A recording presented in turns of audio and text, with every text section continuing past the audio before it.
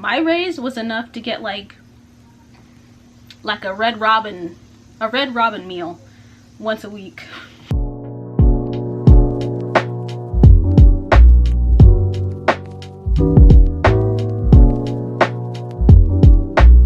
Hey guys, it's me. Today I wanted to talk about something I've seen going around a lot on TikTok, and it's called quiet quitting. Now, from what I've seen, quiet quitting is like just doing what you're hired for, and that's it. No extra, no, oh, I'll stay late, oh, I'll come in early. No, you're paying for you're working what you got hired for and what you're getting paid for. If it's outside of what you're getting paid for, nah. And I just wanted to talk about it because for me, I've come to a point where it's just, I'm all for it. Like, there's people who are like, oh, that's being lazy, that's being this, that's being that. And how is doing a job that doing the job that you were getting paid for lazy? You're still doing your job. You're still, you know, it says come in at 8, you're there at 8. It says leave at 5, you leave at 5. You're doing what you're getting paid for. How is that lazy? There's nothing lazy about that. And working over those things is letting people take advantage of you. And for like, this is more for like the younger, if there's like younger people than me watching this, or even people my age or whatever have you. It took me a minute to really get to my mindset, because working in my even this current job, I wasn't doing that. So working in all of my previous jobs, I was always doing above and beyond. Like, and it's not something that it was like, oh, I have to do this. It's just like, there's jobs to do, and they need to get done, and I would just do them. I wouldn't really think about it. So that would put me in positions where they would be asking me if I wanted to be promoted to like a supervisor or a manager position.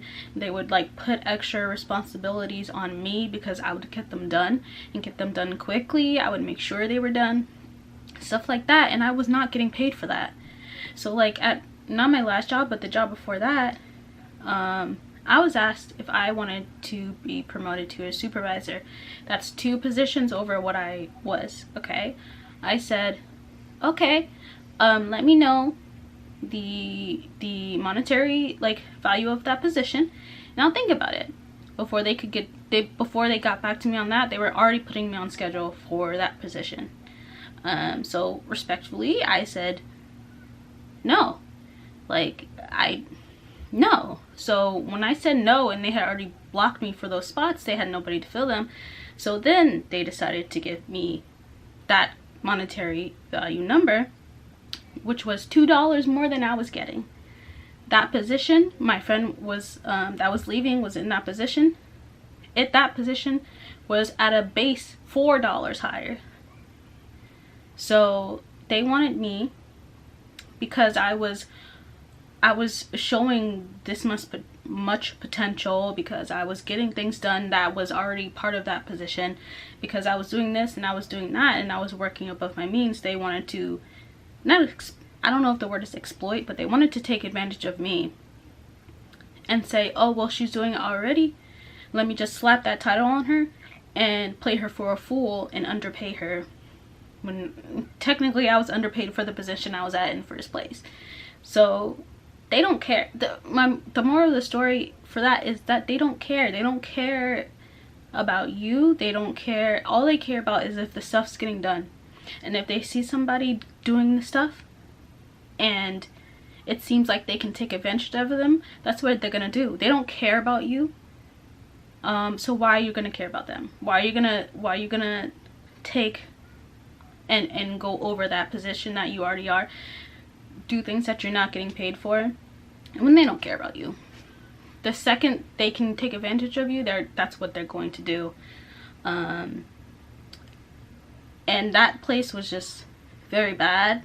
I actually tore my rotator cuff there, and I was waiting for a physical therapy appointment and it never came. So I ended up calling the people who were like in charge of that case, and they told me, oh, your manager told me that you were better. So a rotator cuff tear, it took 3 months just to get into physical therapy. So that they don't care. They don't care. There's no reason for you to push yourself and make yourself spiral and make your mental health obsolete and make your physical health obsolete because of a job that does not care about you. In my current position, I have my own department, and I was doing half or more of my coworkers' department.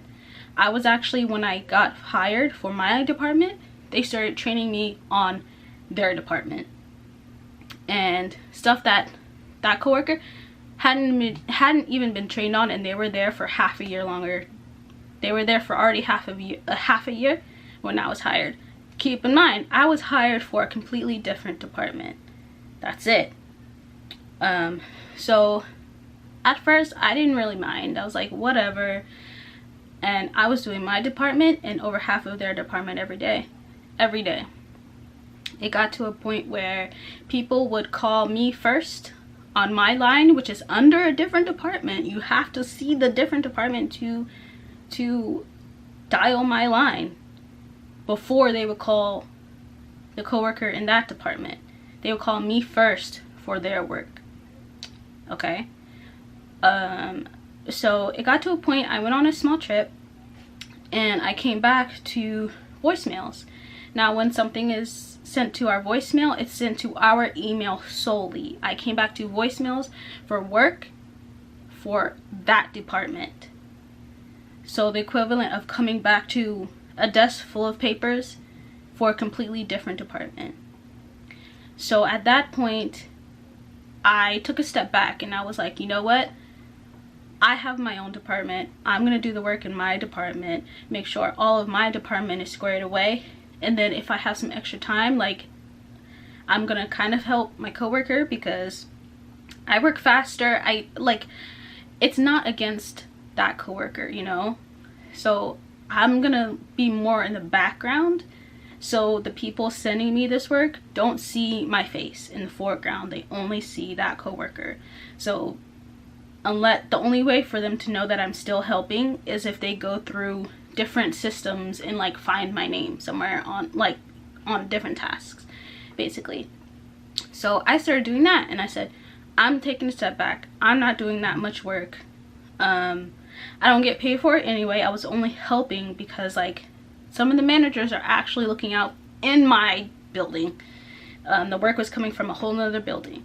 Some of the managers in my building are actually fighting for me. My coworker was actually fighting, like, you know, and I didn't mind. It's not that I mind helping. It's that when I see that, like, them taking advantage, is when I say, cut it out.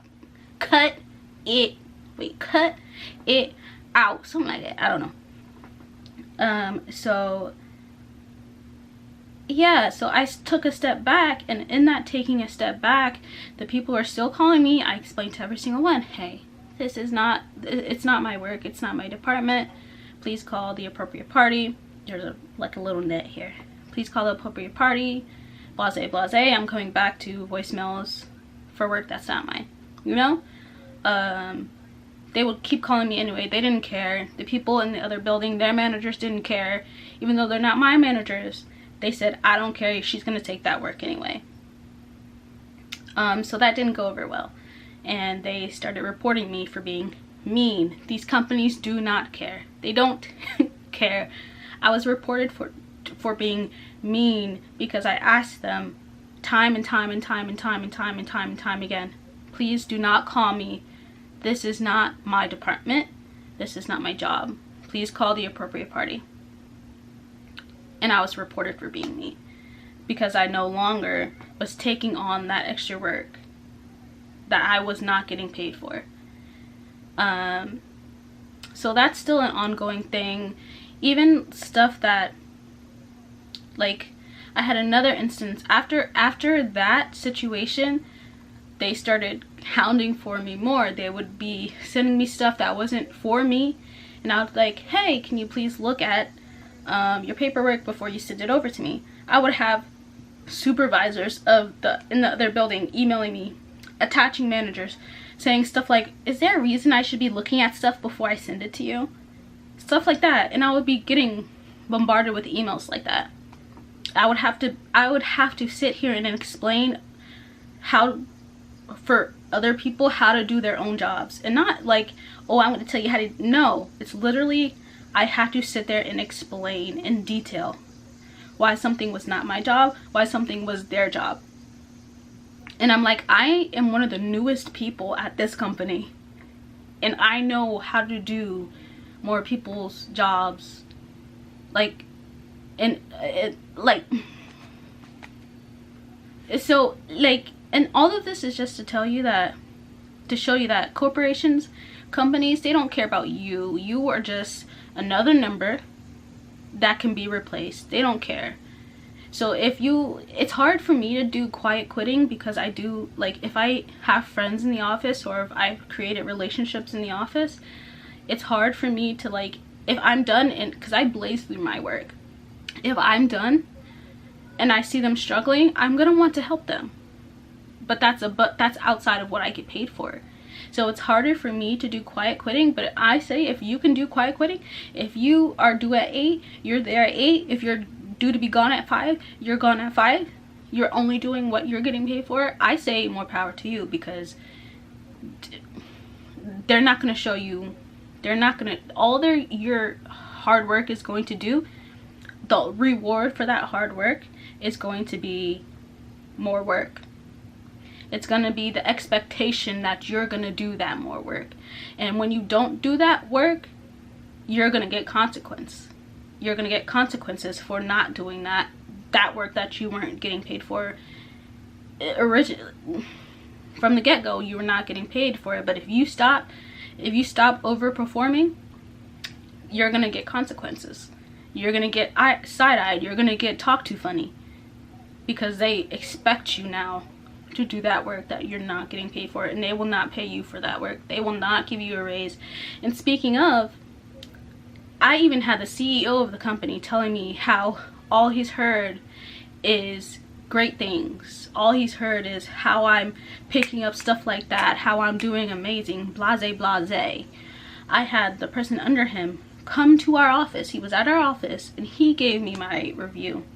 And he was like, oh, these people are saying that you're going to get the top score. You're going to get the top score. You're going to get this. You're going to get that. He sits down, flips open his paper, and I didn't get the top score, because out of their mouths, they're going to say one thing. But when it comes to how much money you're going to get in a raise, first of all, the raise was disgusting. But I got the second under the highest score. He goes, oh, I guess they were just saying that you're going to get the top score out of their mouth, and they put this on there. Now, why would you say, first of all, why would you say that? Second of all, why wouldn't you check before you came to my face and said, they said you're getting the top score? So at the end of the day, I didn't get the top raise, even though it would have been disgusting. I did not get the top raise. And it's just like, they're not gonna compensate you. They're not gonna give you anything positive. The only thing they're gonna do is run their mouth and throw more work at you. That's the only thing they're gonna do. So why? If you can quiet quit, do it. That's the point of this whole thing. If you can quiet quit, you need to quiet quit. Because if you need to job hop, you need to job hop, because they're not gonna get you the raise you need. My raise was enough to get like a Red Robin meal once a week. That was the amount of my raise. So,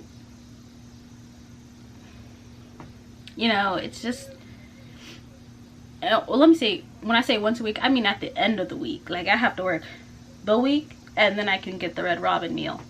That's how much the raise was. So if you can do it, do it. If you can job hop, just do it. That's my advice. So yeah, I will see you guys next video.